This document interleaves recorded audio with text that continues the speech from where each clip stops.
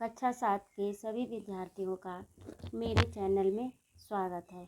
आज मैं उपस्थित हूँ आपकी हिंदी की पुस्तक दीक्षा का पाठ 2 लेकर, जिसका शीर्षक है राज धर्म। ये एक जातक कथा है। ब्रह्मदत्त विवेकशील राजा था। वह सत्यासत्य, उचित अनुचित का सदा ध्यान रखता था। वह ऐसे व्यक्ति को ढूंढता था जो उसके दोषों को बता सके। प्रशंसा करने वाले तो सभी थे, दोष बताने वाला कोई नहीं मिलता था। अंतःपुर कहते हैं महल का भीतरी भाग, जहाँ रानियां रहती हैं। राज दरबार, नगर के बाहर सभी जगह लोग राजा के गुणों का बखान करते थे, पर उसके अवगुण बताने वाला कोई नहीं था। राजा ने सोचा कि जनपद अर्थात जिला में कोई ऐसा व्यक्ति मिल जाए जो उसके दोष बता सके। अतः वेश बदलकर वह पूरे जनपद में घूमा। वेश बदलकर मतलब दूसरा भेष बनाकर, राजा के भेष में नहीं, एक सामान्य नागरिक बनकर पूरे जिले में घूमा, पर वहाँ भी उसे अपना गुण ही सुनने को मिला, दोष नहीं। वह घूमता हुआ हिमालय प्रदेश पहुँचा।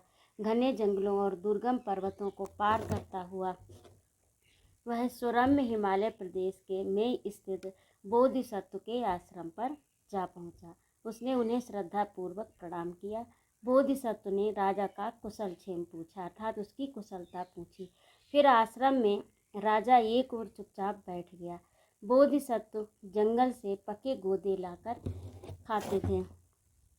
वे गोदे शक्तिवर्धक और शक्कर के समान मीठे होते थे। उन्होंने राजा को संबोधित कर कहा, महापुण्य, ये गोदे खाकर पानी पियो। ये गोदे खाकर पानी पियो। राजा ने गोदे खाए और पानी पिया। उसे गोदे बड़े मधुर और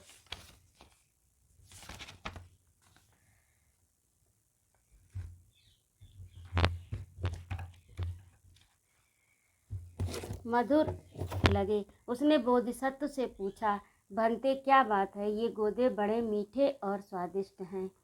महापुरुष, राजा निश्चय ही धर्मानुसार न्यायपूर्वक राज्य करता है, इसी से ये इतने मीठे हैं। राजा के अधार्मिक होने पर और अन्यायी होने पर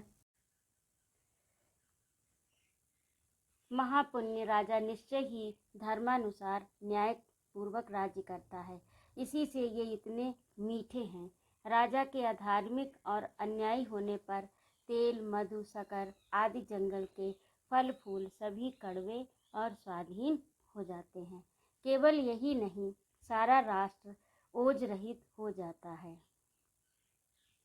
दूषित हो जाता है। राजा के धार्मिक और न्यायप्रिय होने पर सभी वस्तुएं मधुर और शक्तिवर्धक होती हैं। सारा राष्ट्र शक्तिशाली तथा ओजस्वी बना रहता है। घंटे ऐसा होता होगा। ये कहकर राजा अपना परिचय दिए बिना ही बोधिसत्व को प्रणाम कर अपनी राजधानी लौट आया। उसने सोचा, तपस्वी बोधिसत्व के कथन की परीक्षा करूँगा, धर्म और अन्याय से राज्य करूँगा।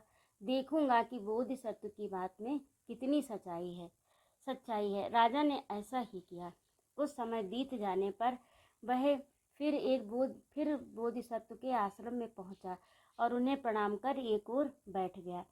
बोधिसत्व ने फिर पके गोदे दिए। राजा को वे गोदे बड़े कड़वे लगे।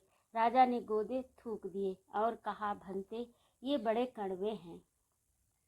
महापुण्य राजा अवश्य अधार्मिक और अन्यायी होगा।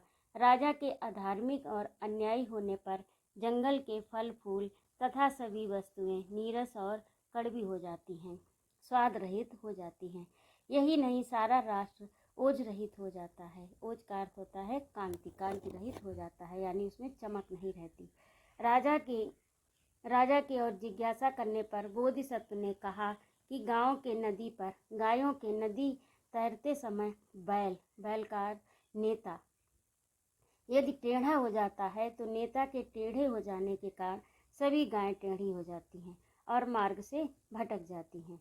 इसी प्रकार मनुष्यों में भी जो श्रेष्ठ होता है वह नेता माना जाता है।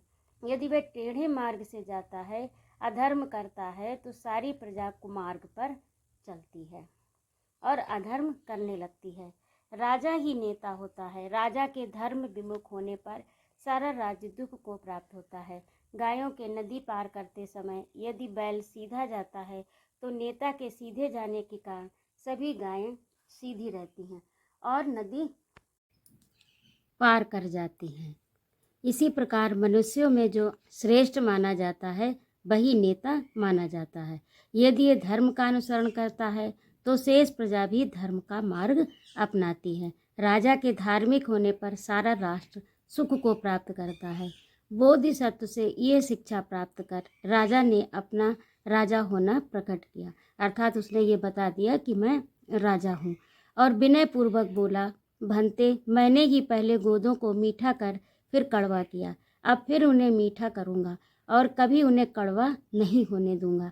यही मेरा संकल्प और व्रत है। बोधिसत्व को प्रणाम कर वह राजधानी लौट आया। वह धर्म और न्यायपूर्वक राज्य करने लगा। उसका राज्य फिर धन धान्य से भर गया। तो ये थी कहानी दूसरे पार्ट की, जो जातक कथा से ली गई है। अब इसके बाद में है शब्दार्थ। विवेकशील, विचारवान, अंतःपुर रनिवास, महल का भीतरी भाग, दुर्गम जहाँ पहुँचना कठिन हो, सुरम्य, रमणीक। भंते, बौद्ध धर्म में मान्य पाली भाषा का आदर सूचक शब्द। ओज, कांति, जिज्ञासा, जानने की इच्छा, अनुसरण, पीछे चलना, संकल्प, दृढ़ निश्चय। इन्हें आप अपनी अभ्यास पुस्तिका में लिखिएगा और याद भी करिएगा। यदि आप शब्दार्थ याद करेंगे तो एक तो आपका शब्दकोश बढ़ेगा और दूसरे आपको समझने में आसानी रहेगी। आज यहीं तक। अगले वीडियो में मैं उपस्थित होती हूँ इसका प्रश्न और अभ्यास कार्य लेकर। ठीक है, स्वस्थ रहिए, सानंद रहिए, ज्ञान अर्जन करिए। जय माँ भारती।